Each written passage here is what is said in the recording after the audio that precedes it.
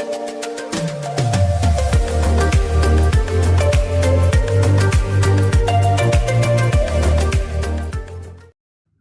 नमस्कार विद्यार्थी मित्रांनो, स्वागत आहे आपलं अभिषेक कम्प्युटर एज्युकेशनवरती। तर बघा, आज या व्हिडिओमध्ये आपण सेशन नंबर 32 बघणार आहोत। तर सुरू करण्यापूर्वी जर तुम्ही चॅनलवरती नवीन असाल ना, तर चॅनलला सबस्क्राईब करा अशाच व्हिडिओजसाठी, जेणेकरून तुम्हाला असेच व्हिडिओ मिळत राहतील भविष्यामध्ये सुद्धा, आणि मित्रांना सुद्धा हा व्हिडिओ शेअर करा। चला तर मग बघूया सेशन। तर यामधून जी टायपिंग प्रॅक्टिस आहे ते तुम्ही सॉल्व करून घ्या। आता आपण डायरेक्टली सेल पाथ लर्निंगवरती स्टार्ट करूया, ठीक आहे। तर यामध्ये 5 स्टेप्स दिलेले आहेत त्यांनी, 5 स्टेप्स म्हणजेच 5 प्रश्न दिलेले, ठीक आहे। तर यामधून पहिला प्रश्न बघा, एक्सेल शीटमध्ये टेक्स्ट एंटर करण्यासाठी आपल्याला टेक्स्ट बॉक्स इन्सर्ट करावा लागतो। तर चूक आहे मित्रांनो, एक्सेलमध्ये आपण कुठेही जर टाईप केलं ना, तर सेलमध्येच टाईप होते ते, एका रोमध्ये किंवा कॉलममध्ये, ठीक आहे ना। तर टेक्स्ट बॉक्स द्यायचं काम नसते, तर चूक आहे याचं उत्तर बघा। आता यानंतरचा समोरचा प्रश्न पहा, टेक्स्टचा फॉन्ट साईज चेंज करण्याकरिता आपण डॅश डॅश टॅबवर डॅश डॅश ग्रुपवर क्लिक करू शकतो। तर यामध्ये आपण होम टॅबमधून फॉन्ट ग्रुप, ठीक आहे। तर सेकंड नंबरचं उत्तर आहे बघा, यावरती क्लिक करूया, हेच आपला आन्सर आहे। याच मदतीनं आपण जे साईज आणि फॉन्ट चेंज करू शकतो। आणि नेक्स्ट करूया बघा, समोरचा प्रश्न आहे, टेक्स्ट अलाइनमेंट चेंज करण्याचे फीचर डॅश डॅश टॅबवर उपलब्ध असते। तर ते म्हणजे होम टॅबवरती। सबमिट करूया। नेक्स्ट पहा, तुम्ही तुमच्या टेक्स्टचा फॉन्ट कलर चेंज करू शकता का? तर फॉन्टचा जो कलर आहे ते आपण चेंज करू शकतो। तर बरोबर आहे याचं उत्तर, बरोबरवरती क्लिक करूया आणि सबमिट।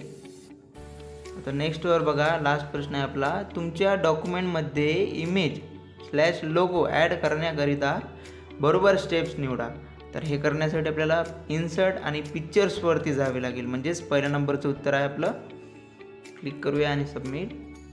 आणि यामधून बघा, आपण जे सेल पाथ लर्निंग आहे ना, ते यामध्ये आपण इथं बघितलेलं आहे। तर यानंतर आपण जे नॉलेज चेक आहे तर ते आपण बघूया, ठीक आहे। तर नॉलेज चेक आपण स्टार्ट केली यामधून। आणि नेक्स्ट पहिला प्रश्न आहे, डॅश डॅश हे एक शैक्षणिक वर्गात घडणाऱ्या सर्व कार्यक्रमाचे वेळापत्र असते। तर ते म्हणजेच अकॅडमिक कॅलेंडर आहे ना, सेकंड नंबरचं उत्तर आहे त्याचं। नंतर बघा, पुढीलपैकी कोणता आयकॉन तुम्हाला अकॅडमिक कॅलेंडर तयार करण्यासाठी उपयोगी पडू शकतो असे ॲप्लिकेशन्स असल्याचे दर्शवतो? तर ते म्हणजेच एक्सेल, ठीक आहे ना। एक्सेलमध्येच आपण जे कॅलेंडर वगैरे जे बी आपण शीट आहे ते तयार करू शकतो। नंतर बघा, तुम्ही मायक्रोसॉफ्ट एक्सेलमध्ये एक विशिष्ट टेक्स्टचा सेट अलाइन करू इच्छिता, मेनू बारचा कुठला टॅब खाली तुम्हाला अलाइनमेंट पर्याय आढळू शकेल? तर मेनू बारच्या म्हणजेच होम टॅबमध्ये करू शकतो आपण ते। नंतर बघा, तुम्ही डॅश डॅशवरून अकॅडमिक कॅलेंडर तयार करू शकता। तर ते म्हणजेच ऑफिस 19, ठीक आहे, ऑफिस 2019। शेवटचा प्रश्न पहा, मायक्रोसॉफ्ट एक्सेलमधील एखाद्या सेलचा कलर बदलण्यासाठी मेन्यू बारमध्ये डॅश डॅश टॅबकडे जा आणि फिल कलर पर्याय निवडा। तर तेच म्हणजे होम टॅबमध्ये, ठीक आहे। तर होम टॅबच्या मदतीनं आपण चेंज करू शकतो कलर वगैरे। आता इथं आपलं नॉलेज चेक जे आहे ते संपलेलं आहे मित्रांनो। आता समोर आपण बघूया डू इट युअरसेल्फ। तर डू इट युअरसेल्फ स्टार्ट करू यामधून, and let's begin the do it yourself, okay. So यामधून नेक्स्ट करा। पहिला प्रश्न पहा आपला, दिलेल्या वर्कशीटमध्ये sale D10 to D15 select करा, त्या मर्ज करण्यासाठी होम टॅब अलाइनमेंट ग्रुप याचा वापर करा। तर आता त्यांनी वर्कशीट आहे, समजा D10 ते D15 आहे ना, ते सिलेक्ट करायला सांगलेले आहे, आणि मर्ज करण्यासाठीच आपल्याला होम टॅब अलाइनमेंट ग्रुप याचा वापर करायचा आहे। तर स्टार्ट एक्झाम करूया बघा।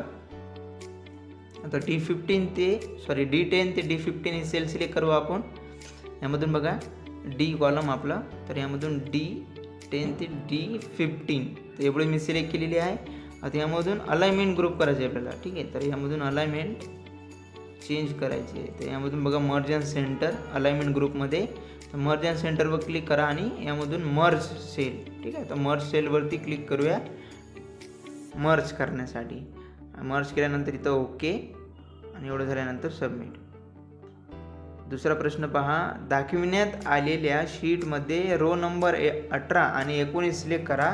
त्या डिलीट करण्यासाठीच होम टॅब सेल्स ग्रुप्स याचा वापर करा. तर स्टार्ट एक्झाम करूया. आता आपल्याला रो नंबर 18 आणि 19 डिलीट करायचे आहे. तर सिम्पल आहे प्रोसेस. डिलीटच्या बटनवर नाही होणार ते.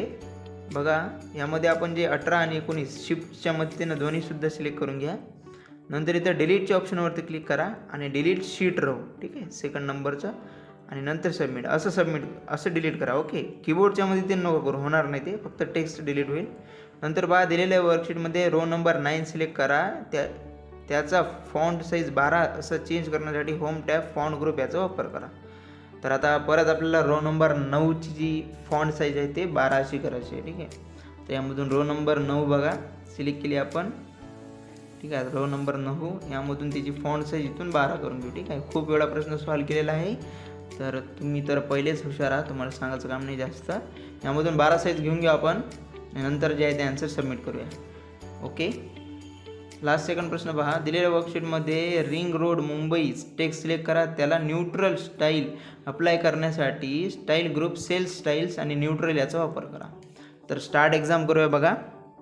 आणि यामध्ये आपल्याला त्यांनी सांगितल्याप्रमाणे करूया आपण. तर यामधून जे रिंग रोड मुंबई, ठीक आहे, आता जी यामधून सेल आहे ती सिलेक्ट केला आपण टेक्स्ट. यामधून सेल स्टाईल्स याच्यावरती जा. सेल स्टाईलमध्ये गेल्यानंतर इथे बघा न्यूट्रलचा ऑप्शन आहे, तर यावरती क्लिक करा आणि नंतर ओके. तर लास्ट प्रश्न आहे आपला. दाखविण्यात आलेल्या वर्कशीटमध्ये C4 सेल सिलेक्ट करा.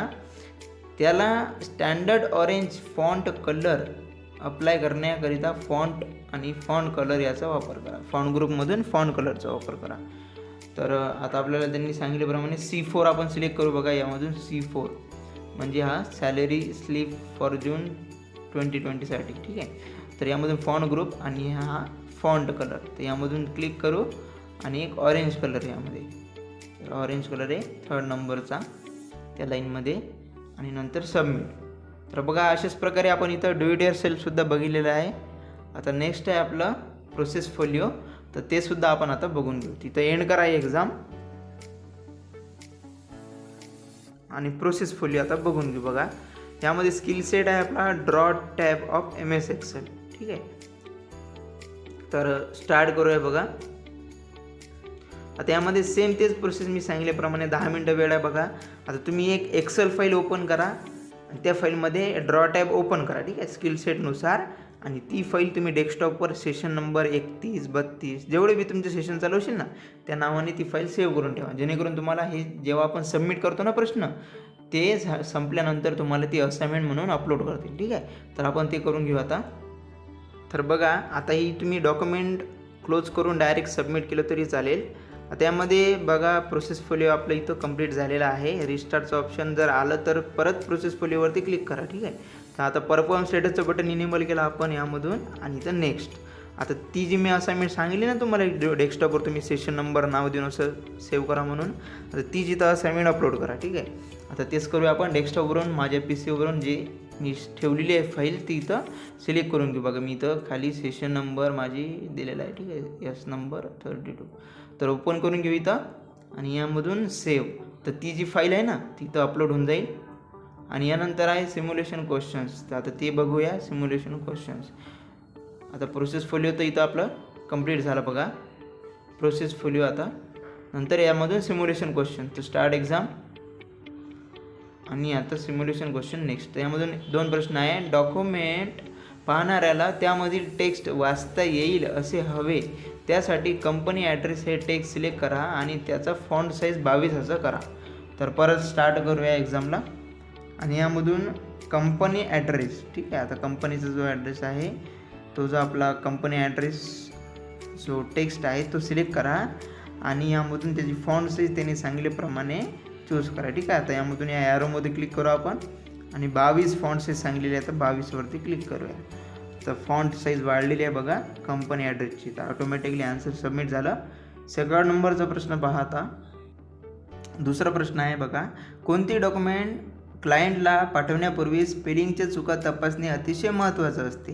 तुम्ही लेख लिहिलेला असल्यामुळे तुम्हाला आता स्पेलिंगच्या चुका तपासायच्या आहेत. तर स्टार्ट करूया. आता असं करण्यासाठी आपल्याला यामधून रिव्ह्यू टॅबवरती जावे लागेल. ठीक आहे मित्रांनो, तर रिव्ह्यू टॅबवरती क्लिक करा.